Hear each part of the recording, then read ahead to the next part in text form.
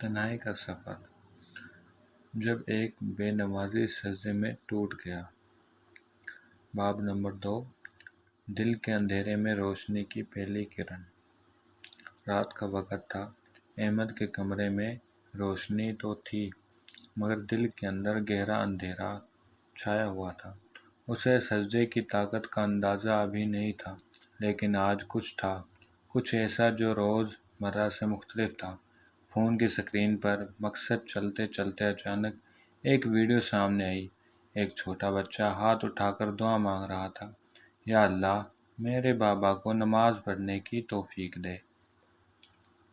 احمد کے ہاتھ کانپنے لگے، آنکھیں جامد ہو گئیں۔ وہ کسی انجانے طوفان کی لپیٹ میں تھا، یادیں جو دل کو زخمی کر گئیں۔ اسے وہ دن یاد آیا جب اس کی ماں ہر رات اس کے سر پر ہاتھ رکھ کر کہتی،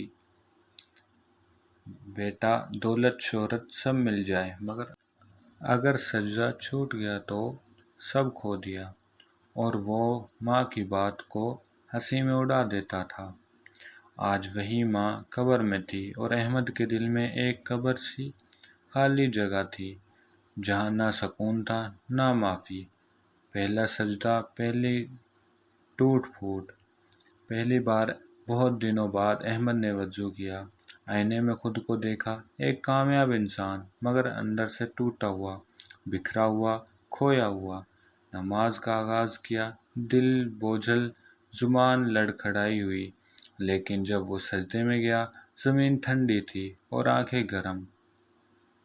یا اللہ میں تیری بارگاہ سے دور ہو گیا، نمازیں چھوڑی، وقت برباد کیا، دل سیاہ کیا، لیکن تو معاف کرنے والا ہے۔ میری ماں کی دعا کے صدقے مجھے سجدہ عطا کر دے۔ آنکھوں سے آنسو بہنے لگے، اتنے آنسو کہ سجدے کی جگہ بھیگ گئی۔ ایک بے نمازی کا سجدہ، وہ سجدہ جو آسمانوں تک جا پہنچا۔ تنہائی کی چیخ۔ نماز ختم ہوئی لیکن احمد وہیں بیٹھا رہا۔ دل دھڑک رہا تھا لیکن اب وہ بوجھ کم ہو چکا تھا۔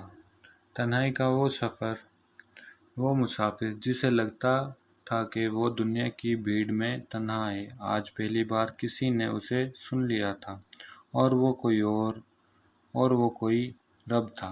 صبح کا سورج، ایک نئی زندگی۔ فجر کی اذان ہوئی۔ احمد نے پہلی بار جلدی اٹھ کر مسجد کا رخ کیا۔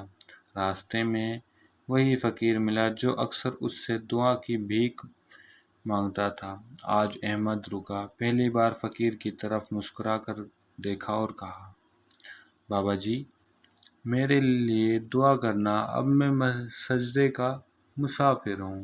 فقیر کی آنکھوں میں چمک آ گئی، اس نے آسمان کی طرف ہاتھ اٹھا دیا، یا اللہ اس دل کو اپنا بنا لے اور اسے کبھی تنہا نہ چھوڑنا۔ سبق نمبر 1، جو سجدہ دل سے کیا جائے وہ آسمانوں میں پہنچتا ہے۔ نمبر 2، تنہائی کبھی وقت کا ضیاع نہیں بلکہ رب کی طرف پلٹنے کا موقع ہوتی ہے۔ نمبر 3، آنسو وہ زبان ہے جو دعا کو خاموشی سے بیان کر دیتے ہیں۔ نمبر 4، رب ہر ٹوٹے ہوئے دل کو سننے والا ہے، بس دل سے پکارو۔